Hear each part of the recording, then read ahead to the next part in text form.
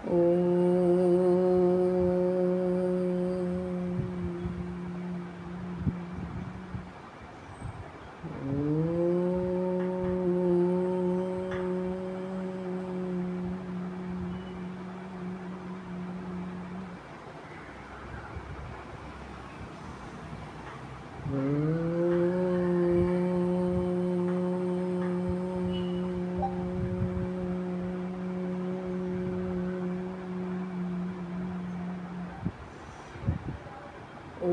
सहनाववतु सहनौ भुनक्तु सह वीर्यं करवावहै तेजस्विनावधीतमस्तु मा विद्विषावहै।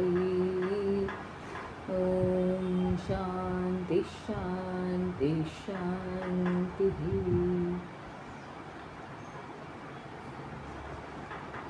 ॐ भद्रं कर्णेभिः शृणुयाम देवाः भद्रं पश्येमाक्षभिर्यजत्राः स्थिरैरङ्गैस्तुष्टुवांसस्तनूभिः यशेम देवहितं यदायुः। ॐ स्वस्ति न इन्द्रो वृद्धश्रवाः स्वस्ति नः पूषा विश्ववेदाः स्वस्ति नस्तार्क्ष्यो अरिष्टनेमिः स्वस्ति नो बृहस्पतिर्दधातु।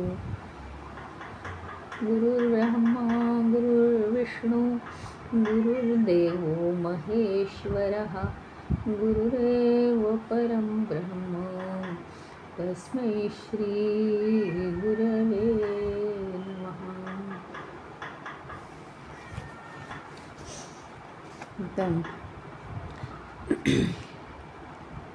या गणेश पुराणाचं महात्म्य काय आहे ते आज आपण ऐकणार आहोत। भृगु ऋषींनी राजाला उपदेश केला की राजा माहिती आहे ना तुम्हाला, वनात आलेला आहे, त्याला रोग झालेला आहे आणि भृगु ऋषींच्या प्रसादामुळे तो आता बरा झालेला आहे। हां, त्याच्यामधून अनेक पक्षी निघाले आणि त्याला चोची मारत होते। आठवण करून देते मी। तर आता तो बरा झालेला आहे।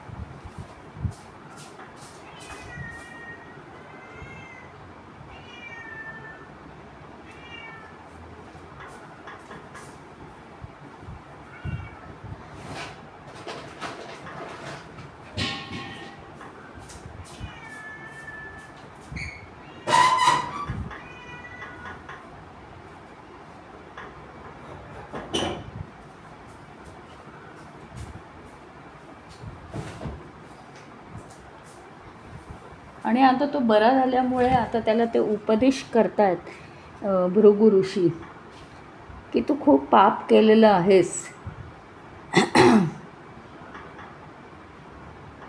आणि ते इतकं पाप आहे की ते फिटणार नाही आणि त्याच्यावर उपायही काही नाही आहे। त्याला एकच उपाय आहे, आता तू पूर्ण श्रद्धा ठेवून गणेश पुराणाचं श्रवण कर, म्हणजेच तू पापमुक्त होशील। म्हणजे आता उगीच त्यांच्या उपासनेमुळे, ऋषींच्या उपासनेमुळे तो राजा बरा झालेला आहे, पण परत पुढे काहीतरी होण्याची शक्यता आहे, म्हणून त्याला सांगितलं की तू गणेश पुराण ऐक। भृगु ऋषींनी राजावर दया केली आणि गणेशाच्या 108 नामांनी नावं घेत गणेशाची 108 नावं घेत राजाच्या अंगावर पाणी शिंपडलं। आश्चर्य असं झालं,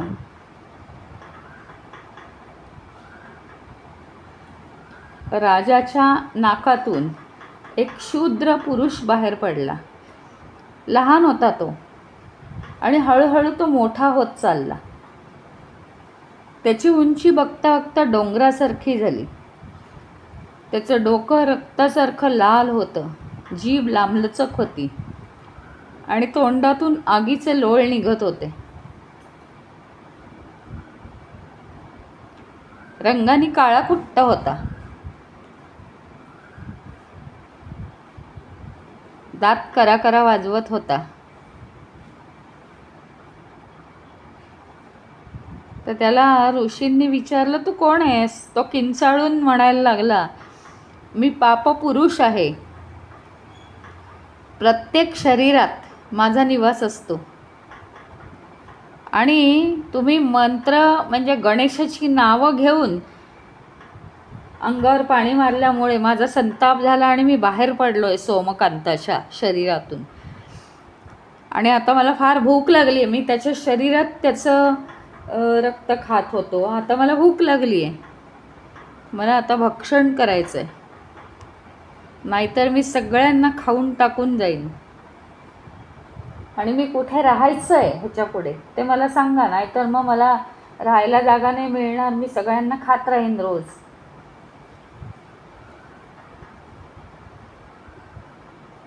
भृगु ऋषी त्याला म्हणाले, तू आंब्याच्या ढोलीत राहा. समोर एक आंब्याचं झाड आहे, त्याच्या ढोलीमध्ये राहा. सुकलेली पानं खायची, हिरवी पानं तुला मिळणार नाहीत. मग तो असा एवढा अकराळ विक्राळ झालेला पुरुष आम्रवृक्षाच्या समोर गेला. आम्रवृक्षाला त्यांनी शिवलं. तिथे झाडाच्या ढोलीत राहायसाठी तो गेला जवळ आणि तो भस्मसात झाला.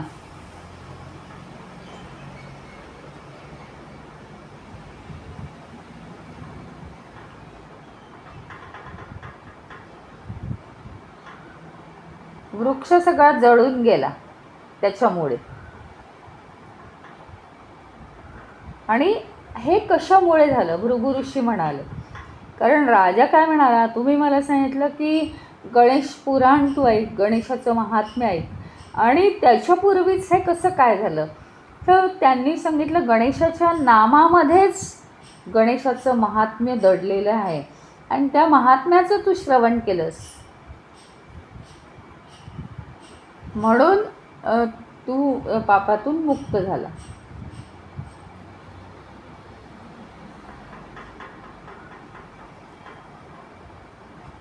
मग आता राजा विचारतो, ठीक आहे, एवढं सगळं जरी झालं तरीसुद्धा गणेश पुराण मला कुठे ऐकायला मिळेल? मी कधी पाहिलं पण नाही आहे ते. आणि कोण गणेश पुराण सांगतं हे पण मला माहिती नाही आहे. भृगु ऋषी म्हणाले, सगळ्यात प्रथम ब्रह्मदेवानी व्यासमुलींना गणेश पुराण सांगितलं आहे. आणि मग व्यासांनी, भृगु ऋषी म्हणाले, व्यासांनी मला सांगितलं आहे ते जास्तीत जास्त स्पष्ट करून.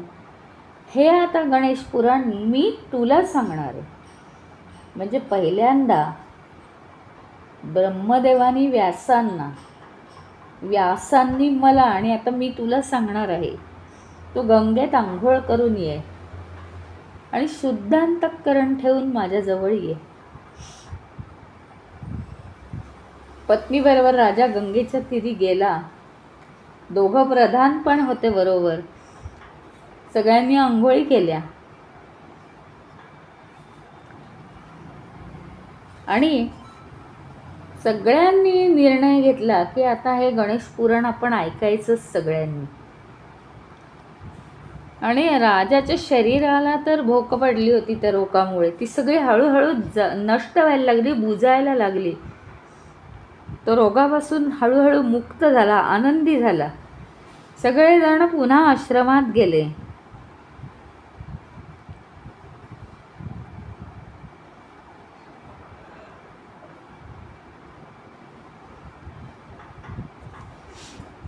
आता भृगु ऋषींनी सांगितलं की राजा तू पुन्हा राजाच्या सिंहासनावर बस. राजा आसनस्थ झाला. आता तो पुन्हा पूर्वीसारखा देखणेपणाने दिसायला लागला, अतिशय सुंदर दिसायला लागला. राणीला आनंद झाला. राजा म्हणाला की तुमचं ऐकून, गणेश पुराणाचं श्रवण केलं म्हणून हे झालं. किती आश्चर्यकारक हे पुराण आहे. याचा लाभ सर्वांनाच होत नाही. पुण्याईनेच तो श्रवण करायला मिळतं. म्हणजे सगळ्यांना हे गणेश पुराण ऐकायला मिळत नाही. तर ज्यांचं पुण्य आहे त्यांनाच मिळतं. सगळी पूर्वजन्मीची पापं नाहीशी होतात आणि संपूर्ण विश्वाला व्यापून राहिलेला हा विनायक म्हणजे गणपती जो आहे त्याची लीला कोण वर्णू शकणार आहे.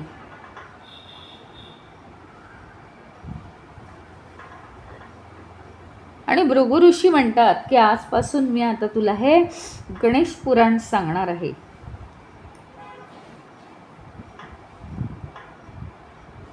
आणि ज्यांची खूप श्रद्धा आहे गणेशावर त्यांनीच हे पुराण ऐकावं.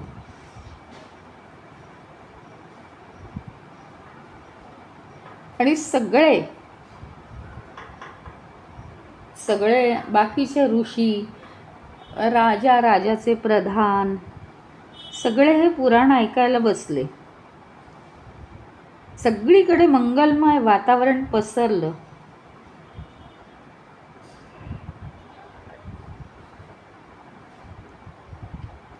आणि जणू काही सगळ्यांच्या हृदयात गणपती प्रकट झाला.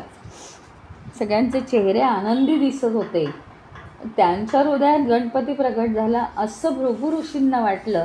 आणि त्या सर्वांमध्ये गणपतीचं रूप पाहून त्या सर्वांनाच भृगु ऋषींनी नमस्कार केला.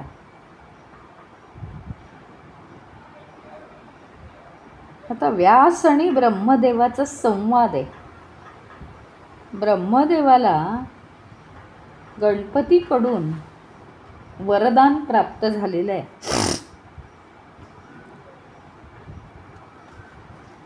भृगु ऋषींमुळे सोमकांत राजाचा आजार बरा झाला आणि त्याला पूर्वरूप प्राप्त झालं. देखणा दिसायला लागला. आणि हळूहळू ते जसं गणेश महात्म्य सांगू लागले तेव्हा तो राजा उत्साहाने गणेश पुराण अतिशय उत्साहाने ऐकायला लागला. व्यासमुनी जे आहेत ते नारायणाचे अंश आहेत. त्यांनी वेदांचे 4 प्रकार सांगितलेत.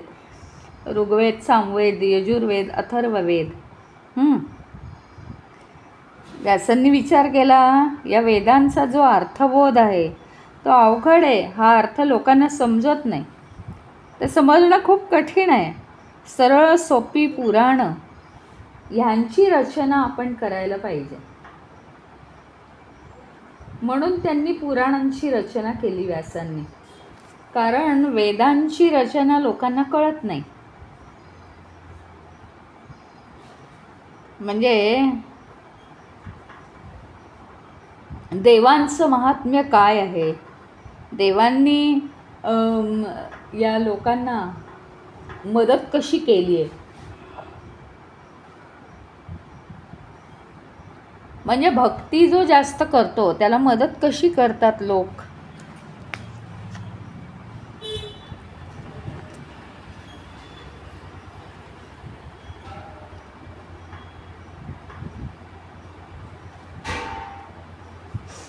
आणि म्हणून व्यासांनी मोठ्या उत्साहाने पुराण रचण्यास प्रारंभ केला.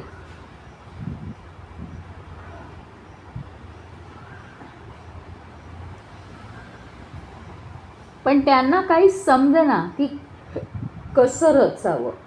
कारण काय आहे माहिती का, साधं गणपतीचं महात्म्य, गणेश महात्म्य सांगायचं म्हटलं किंवा रामायण सांगायचं म्हटलं तरीसुद्धा राम आधी मनात हृदयात यावा लागतो. काय झालं, ते महाभारत रचल्यामुळे सगळं त्याच्यात मध्ये जरा हे आहे युद्ध वगैरे, त्याच्यामुळे अशी मनाची घाटणी नव्हती व्यासांच्या मनाची. त्यामुळे त्यांनी आधी गणपतीला नमस्कार, श्रद्धा, भक्ती असं काहीच केलं नाही.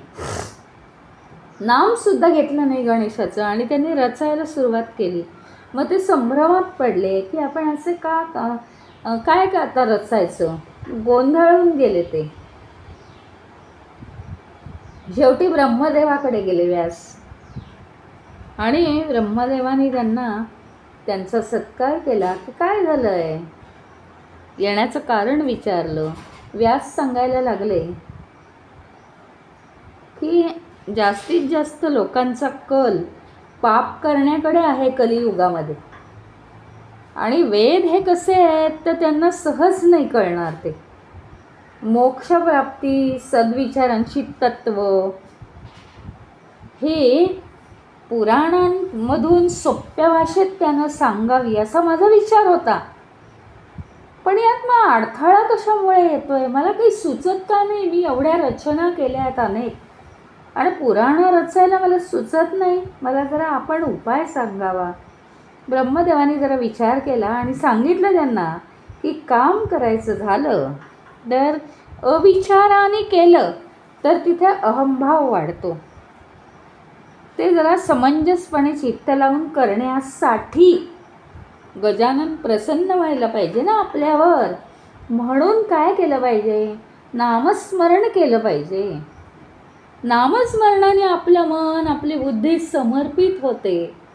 डायरेक्ट कोणतंही काम करायला घेतलं आपण तर काय होतं की आपल्याला अहंकार वाढतो की मी करतोय ते. ज्याने या विश्वाची निर्मिती केली आहे त्याच्याशिवाय सद्गती नाही, त्याच्याशिवाय विचारच येणार नाही. गणेश या सगळ्याला कारण आहे. तोच सगळं हे करण्यास समर्थ आहे. मी सुद्धा गणपतीच्या आज्ञेचं पालन करतो असं जेव्हा ब्रह्मदेवानी सांगितलं. आणि गणेश हा विघ्नहर्ता आहे. म्हणजे तुम्ही काहीही आता पुराण रचायला घेतलं तर तो विघ्नहरण करेल. तो कोणतीही अडचण येऊ देणार नाही. सर्वांचा विघ्नहर्ता आहे तो. आणि त्याचं स्मरण जर तू केलंस तर तू सफल होशील जीवनात. कुठलंही कार्य करताना आधी गजाननाचं स्मरण कर, नंतर ज्या देवतेचं करतोयस त्याचं कर. निश्चित तुला यश लावेल असं ब्रह्मदेवानी व्यासांना सांगितलं. तू गणेश हा परब्रह्म आहे, त्याला तू शरण जा आणि तो सगळ्या तुझ्या इच्छा पूर्ण करेल.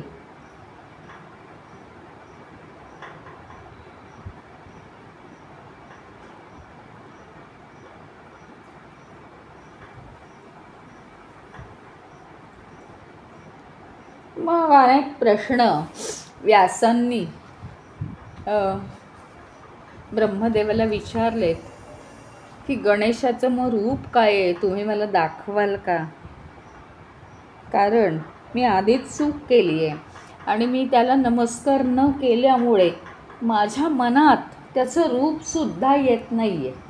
तर तुम्ही माझ्यावर कृपा कराल का, त्याच्या पराक्रमाची माहिती मला सांगाल का. मग आता ब्रह्मदेव सांगायला लागले गणपतीचं सगळं माहिती आणि गणपतीचं महात्म्य. अपरंपार आहे गणेश मंत्र आणि गणेश मंत्रामुळे क्षणात सिद्धी प्राप्त होते. एकूण महामंत्र 7 कोटी आहेत बरं का. त्यांचं रहस्य शंकराला आणि ब्रह्मदेवाला माहिती आहे. 6 अक्षरी मंत्रांचा जप केला तर त्वरित सिद्धी प्राप्त होते. कोणता, गणपतीचा फक्त. श्रीरामाचा करायचं असेल तर 13 अक्षरी करायचा, गणपतीचा करायचा असेल तर 6 अक्षरी करायचा.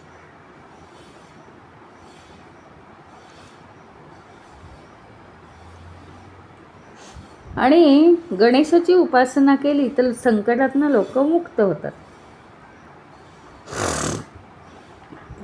आपण कोणतंही काम करायच्या आधी त्याची प्रार्थना का करायची, तर आपल्या अंगात ते कार्य करण्याचं चैतन्य येतं.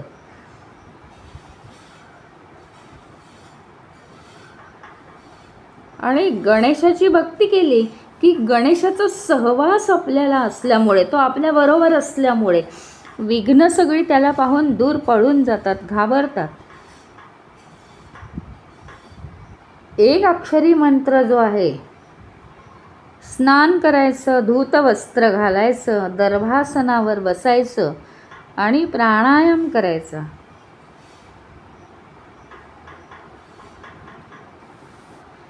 नंतर गणेशाच्या स्वरूपाचं मनन करायचं. चेहरा त्याचा बघायचा आणि त्याचं मनन करायचं. ध्यानस्थ बसायचं. ध्यानामध्ये सारखी त्याचं रूप आठवायचं. आणि ह्याच्यामध्ये कोणती अडचण येऊ नये अशी जागा शोधायची की तिथे गेल्यावर तिथे कोणीही येणार नाही. एकाग्रता पाहिजे, अप्रामाणिकपणा नको. आणि जे वक्र आहेत लोक, वक्र याचा अर्थ काय आहे की जे लोक प्रामाणिक नाहीत, दांभिक आहेत, दुष्ट आहेत, व्यभिचारी आहेत, त्यांना गणेशाचा मंत्र चुकून सुद्धा सांगू नये. सगळं आपल्यावर येतं त्याचं पाप. एकनिष्ठ असायला पाहिजे.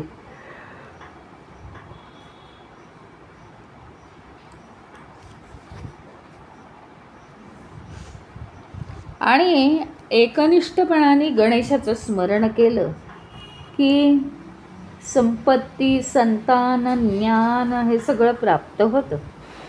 आणि ज्याच्याकडे हे सगळं, ज्याला नको आहे त्याला मोक्षसुद्धा प्राप्त होतो. मग हा एकाक्षरी मंत्र म्हणजे ओम. हा मंत्र ब्रह्मदेवानी व्यासांना दिला म्हणजे काय, इथे काय फरक आहे देणं आणि सांगणं. गुरुनी आपल्याला मंत्र देणं म्हणजे तो त्या मंत्राबरोबर तो मंत्र सिद्ध होण्याची शक्ती सुद्धा देतो. ती शक्ती कोण, तुम्ही आम्ही नाही देऊ शकत ना.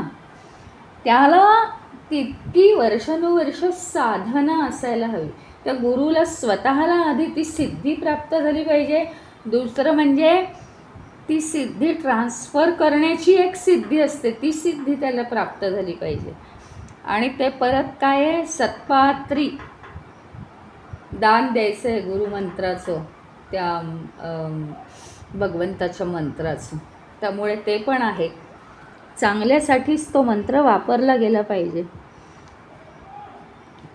मग हा एकाक्षरी मंत्र ब्रह्मदेवानी व्यासांना दिला आणि त्यांना अतिशय आनंद झाला. ते एका जागी बसले. महती त्यांची त्या मंत्राची विचारली. गणेश पहिल्यांदा कोणाला प्रगट झाले, त्या क्षणी ब्रह्मदेवांनी सांगितलं, ज्या गणेशाची सगळ्या देवता पूजा करतात तो गणेश ओम या मंत्राने कुणाला प्रसन्न होतो. ज्यावेळी प्रलय येतो त्यावेळी पर्वत हवेत उडू लागतात, सगळ्याचा सत्यानाश. सूर्य तप्त होऊन अतिशय तळपतात, सगळीकडचं पाणी आटतं, वसुंधरा पृथ्वी अग्नी जळून नष्ट होते. पुन्हा मेघ उग्र रूप धारण करतात, कोसळतं, पाऊस पडतो, सगळं जग जलमय होऊन जातं.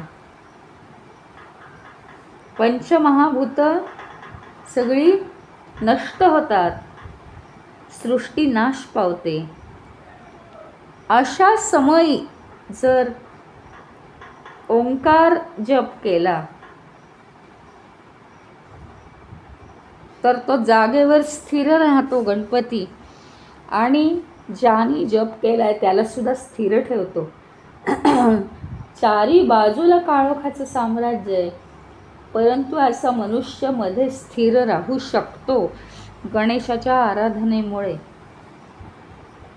ओंकार रूप हे असं आहे, वर्षानुवर्ष जर तुम्ही केले ओंकार साधना तर तुम्ही सगळ्या अडीअडचणींपासून आणि या जगापासून, म्हणजे जगात राहून सुद्धा या जगापासून अलिप्त राहू शकता. अलिप्त ह्याचा अर्थ आपण नाही अलिप्त राहायचं, आपण अलगच राहतो. सुखदुःख आपल्याला शिवत नाहीत.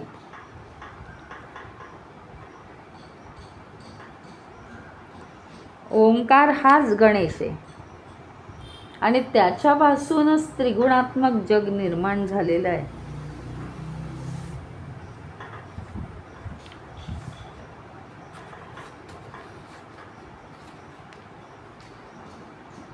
मग काय झालं तर असाच एकदा मोठा प्रलय झाला. सृष्टी त्याच्यानंतर निर्माण झाली. ब्रह्मासारखे अनेक देव पण निर्माण झाले परत. आणि कोणापासून उत्पन्न झालो आहोत आपण, असं सृष्टीला प्रश्न पडला.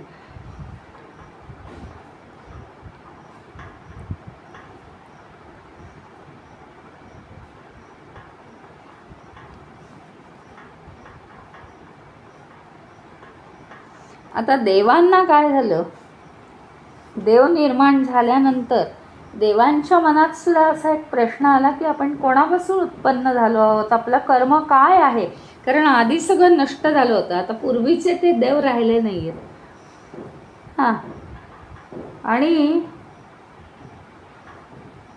21 स्वर्ग 7 पाताळं त्यांनी शोधली, परंतु आपल्याला उद्धार करणारा उद्धारकर्ता कोण आहे त्यांना काही सापडलं नाही. मग ब्रह्मानी आणि इतर देवांनी अनेक वर्ष तप केलं, तरी सुद्धा उपयोग नाही. त्यांना कोणी उद्धार करता मिळे ना. काही दिवसांनी त्यांना आकाश शुभ्र दिसायला लागलं, आकाश एकदम तेजस्वी झालं त्यांच्या उपासनेमुळे. आणि मग त्यांचे डोळे दिपले आकाशाकडे पाहून.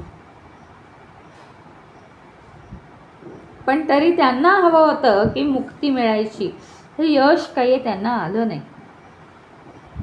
शेवटी गजाननाला त्यांची करुणा आली आणि त्यांनी आपल्या दिव्य रूपाचा साक्षात्कार या देवांना घडवला. तांबूस वर्ण धारण केला गजाननाने. अतिशय मनोरमा अंगकांती लालसर, लोहस मोहक, स्वर्ण जडित अलंकार,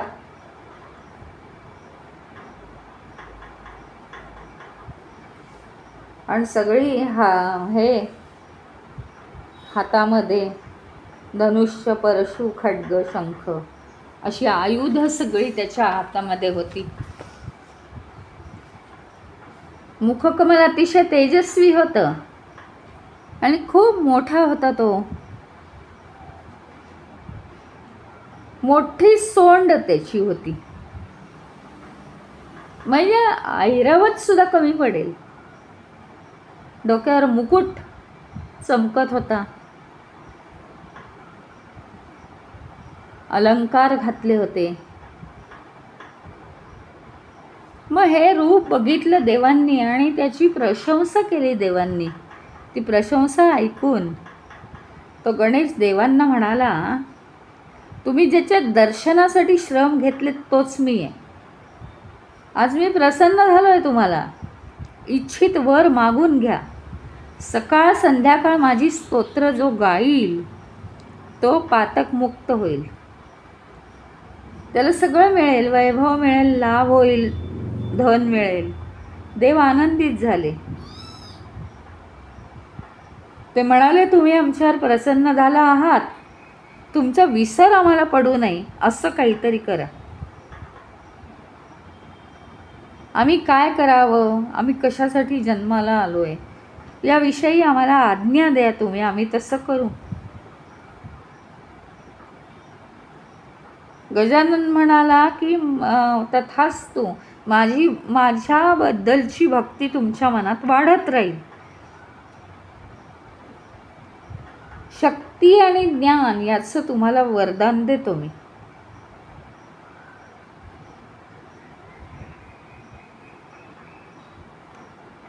गजाननाने स्वतःने देवांना वेदशास्त्र पुराणांचं महत्त्व पटवून दिलं.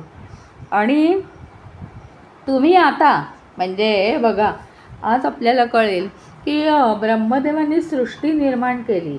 आपण अनेक ठिकाणी कथा काय ऐकल्या आहेत माहिती का, की ब्रह्मदेवांना वाटलं की माझ्यासारखंच अनेक जीव मी निर्माण करावेत आणि त्यांच्या मनात विचार आला आणि ही सृष्टी झाली.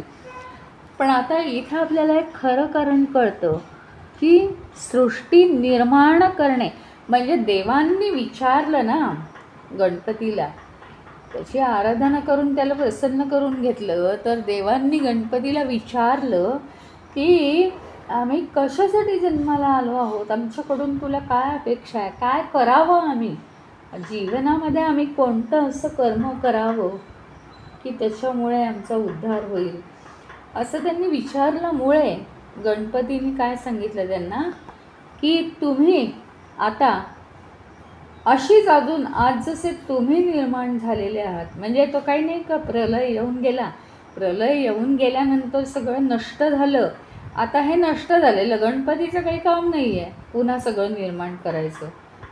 म्हणजे सगळं नष्ट झाल्यानंतर जगात काय उरलं होतं, तर गणेश उरला होता आणि त्याच्यामुळे सगळं नष्ट झाल्यावर देव निर्माण झालेले आहेत.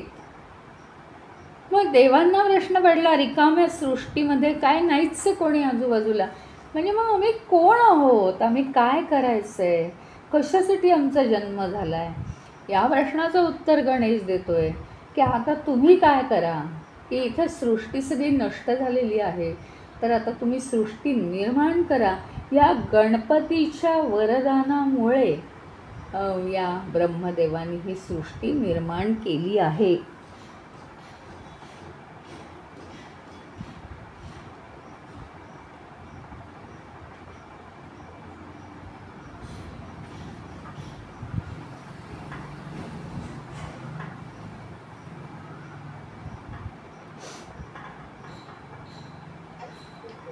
मग त्यांनी काय केलं की गजाननाला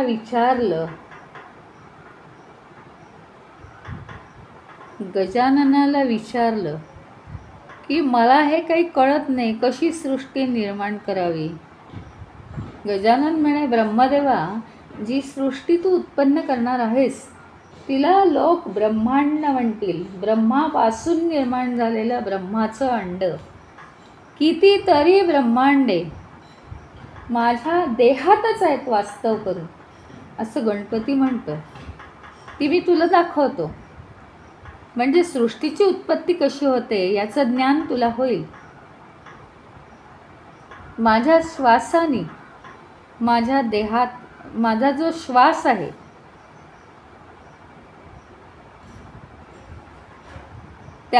त्यातून तो श्वास मी माझ्या देहात समाविष्ट करतो.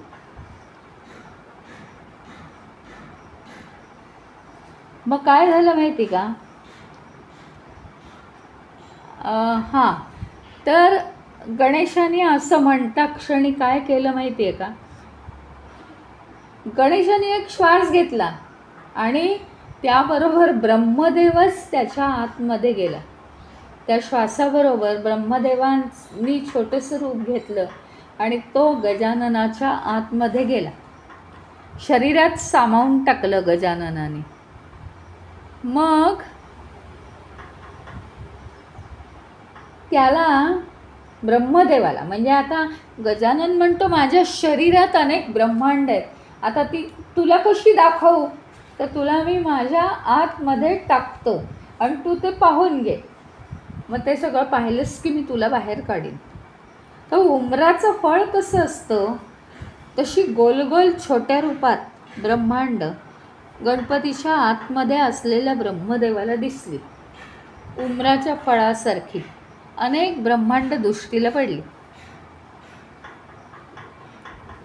आणि आतमध्ये गेलेल्या ब्रह्मदेवाला तिथे गणपतींनी दर्शन दिलं परत अतिशय सुंदर रूपात. आणि त्याला सांगितलं, आता यातलं एक ब्रह्मांड तू फोड, म्हणजे एक फळ फोड उमराचं. ते फोडल्याबरोबर त्याला तिथे संपूर्ण सृष्टी दिसली. दुसरे एक ब्रह्मा विष्णू शिवजी दिसले, दुसरा एक चंद्र सूर्य रुद्र हे सगळे दिसले. आणि मग त्यातून समुद्र, नद्या, वनस्पती, भूमी, उद्भिज, जारज, स्वेदज, अंडज असे 4 जीवांचे प्रकार निर्माण झाले. सप्त पाताळ, 21 स्वर्ग निर्माण झाले. दुसरं अंड फोडायला सांगितलं. हाच चमत्कार. तिथेही हाच चमत्कार, दुसरी सृष्टी त्याला दिसली. म्हणजे या गोष्टी आपल्याला माहितीच नाही, नुसतं आपलं ब्रह्मदेव निर्मिती करतो सृष्टीची. नेमकं काय ते आज कळलं. ब्रह्मदेवाला काही कळेना. गजाननाला त्यांनी शेवटी प्रार्थना केली, वाळूच्या कणांना कधी मोजता येतं का गजानना? नक्षत्रांना कधी मोजता येतं का? तशी तुझ्या आधारे जी ब्रह्मांड निर्माण झाली तुझ्या आतमध्ये, देहामध्ये, त्याच्या पुढे सगळं फिक्कं आहे. मला काही कळत नाही, मती माझी गुंग झाली आहे. ते सगळं तुझं तूच ठरवणं, मला कशाला सांगतोयस काही? मी शरण आलोय तुला, गजाननाला म्हणाले ब्रह्मदेव. मग ब्रह्मदेवानी दुसरा एक श्वास बाहेर सोडून ब्रह्मदेवाला आपल्या देहातून मुक्त केलं, बाहेर टाकलं. ब्रह्मदेवाला शरीरातून मुक्त केलं. शिवजींना आणि विष्णूलाही गणपतीने असंच केलं.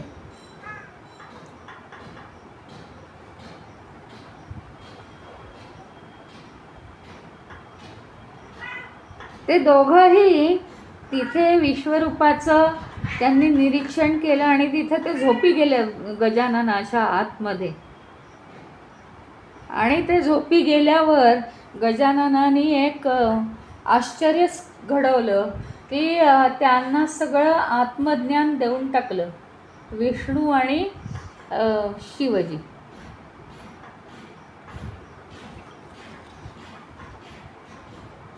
त्यांनी ब्रह्मांड पाहिली, सृष्टीची रचना पाहिली आणि ते तिथे झोपी गेले.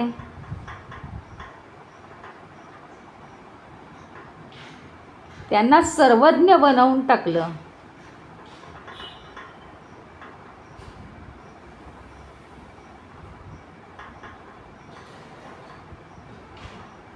ब्रह्मदेवाला मात्र काय झालं, ब्रह्मदेव आतून बाहेर आला ना.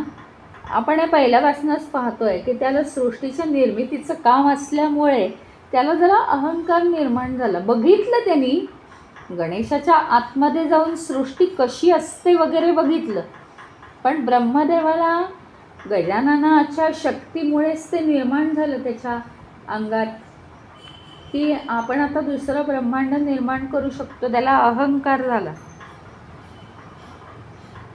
आपल्याला आता सहज करता येईल म्हणून त्यांनी सुरुवात केली निर्माण करायला. मग संकट यायला लागली.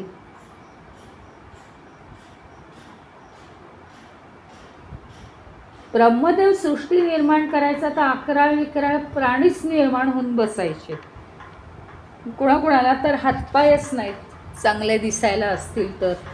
असं काहीतरी गडबड व्हायला लागली. मग काय झालं, ब्रह्मदेव तर घाबरून गेला की अशी सृष्टी निर्माण करायची आपल्या नावावरती आणि जे निर्माण होतील ते कधी भगवंताला पूजणारच नाहीत, इतका जर त्रास असेल तर. ते प्राणी आहे ना निर्माण होऊन ब्रह्मदेवालाच मारायला लागले, ब्रह्मदेवाच्या मिशा ओढायला लागले, त्याला त्रास द्यायला लागले की याने आम्हाला निर्माण केले, याने आम्हाला निर्माण केले. मग त्याला ना त्याच्या यातना झाल्या आणि त्याला चक्कर आली, सगळी विघ्न त्याला छळू लागली. मग त्याला एकदा शेवटी खूप उशिरा गणेशाचं स्मरण झालं. मनोमन शरण गेल्या ब्रह्मदेव गणेशाला की तो म्हणाला, हे गणेशा, मी खूप अज्ञानी आहे, मला तू सृष्टी कशी निर्माण करावी ह्याचं ज्ञान दिलंस, पण ही संकट मला खूप त्रास देत आहेत, तूच आता माझी मुक्तता कर यातून. तर आकाशवाणी झाली, तपस्या का आणि काय चमत्कार, तू तपस्या कर. ब्रह्मदेवाला सांगितलं, अशी आहे ती सृष्टी इथनं पाहून तिथे निर्माण करायचा प्रयत्न करू नको, त्याच्यासाठी आधी तपश्चर्या कर. आणि मग चमत्कार झाला. सगळी संकट दूर व्हायला लागली, चोहीकडे शांतता पसरली. ब्रह्मदेव पुटपुटला, तपस्या करायची खरी, पण मला मार्गदर्शन कोण करणार? मला नक्की तपस्या कशी करायची हे माहीत नाही आहे. तर आकाशवाणी त्याच्या कानावर पडली की समोरच्या वटवृक्षाकडे पहा.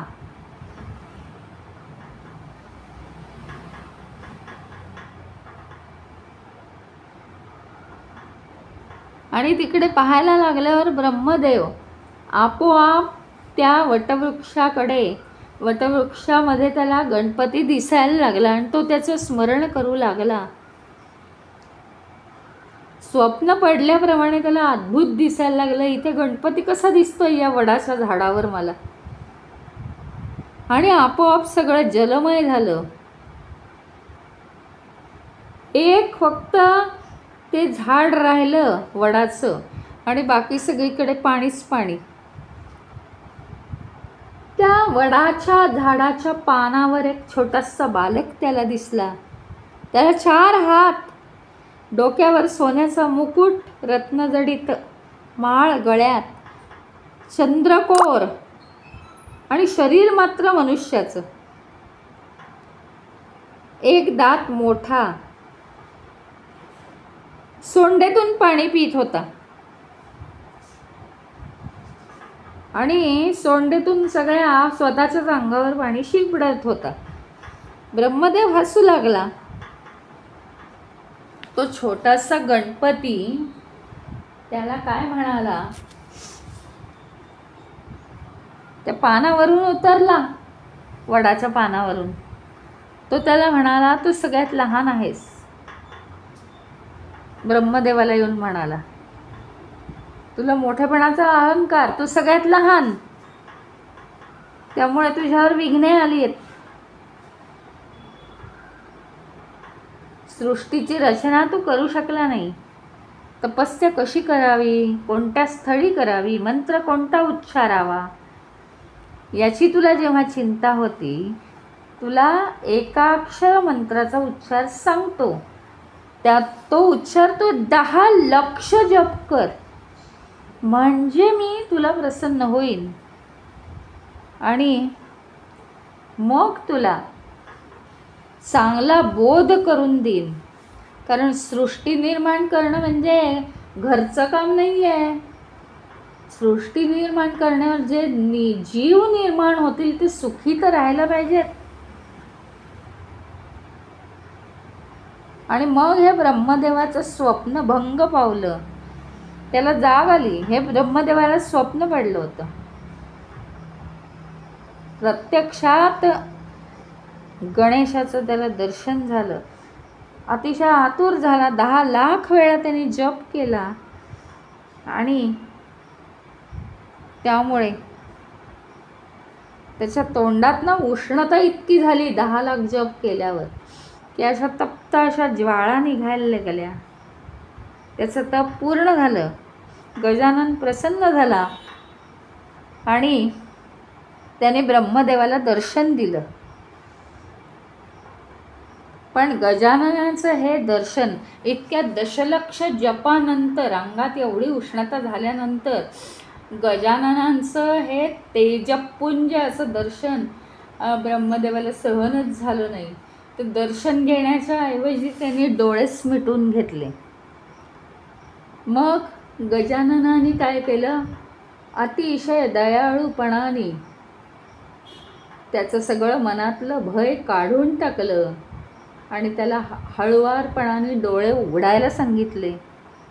अतिशय मऊपणाने असा हात लावला त्याच्या डोळ्यांना आणि ब्रह्मदेवाचं सांत्वन करत गणपती म्हणाला की तुझ्या स्वप्नात येऊन मी तुला एकाक्षर मंत्र दिला आहे, मग तू घाबरतोयस का? असा तुझ्या सगळ्या इच्छा आता पूर्ण होणार आहेत. असा चतुर्मुखी तो ब्रह्मदेव 4 मस्तक गजाननाच्या चरणाशी वंदन केली आणि आज मी कृतार्थ झालोय असं म्हणाला. तर मला दूर करू नका.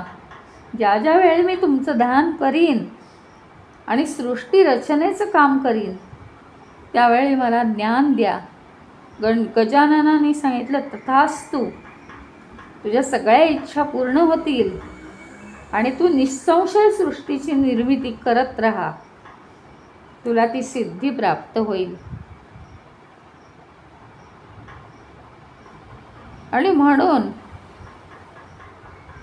भक्तांच्या कल्याणासाठीच गणपतीला रिद्धी आणि सिद्धी म्हणे अशा 2 कन्या प्राप्त झालेल्या आहेत. त्या कन्या नाही कोणाला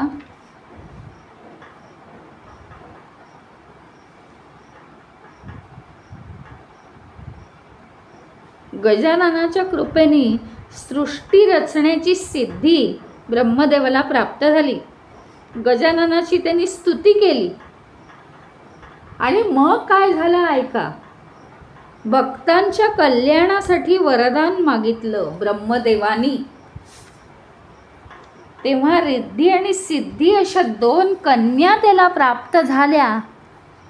आणि मग या कन्यांचं कन्यादान ब्रह्मदेवानी गणपतीला केलेलं आहे. गजाननाने त्यांचा स्वीकार केला आणि गजानन अंतर्धान पावला. अशा रीतीने ब्रह्मदेवाचं गर्वहरण झालं आणि तो अतिशय विनम्र बनला.